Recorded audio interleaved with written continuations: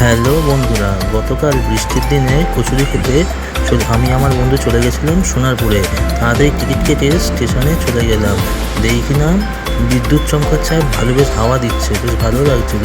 ট্রেনে অপেক্ষা করতে করতে ট্রেন চলে এলো, আর ট্রেনে উঠে দেখি ট্রেনের কামরা একদম পুরো ফাঁকা। ফাইনালি সোনারপুর স্টেশনে নেমে দেখি আমার বন্ধু আমার জন্য বসে আছে। এবার স্টেশন থেকে বেরোতেই এবার দাদার দোকানে চলে গেলাম কচুরি খেতে, বন্ধন কচুরি সেন্টারে।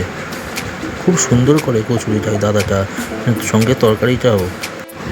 আমরা বন্ধুরা যখনই কচুরি খেতে আসি এই দোকানেই খাই। খাওয়া দাওয়ার পরেই আমরা চলে গেলাম সোনারপুর উড়ালপুর ব্রিজে। যেহেতু কালকে ভালো হাওয়া দিচ্ছিল, বৃষ্টি বাদলের দিন ছিল, কিছুক্ষণ হাওয়া খেয়ে আমরা স্টেশনের উদ্দেশ্যে রওনা দিলাম।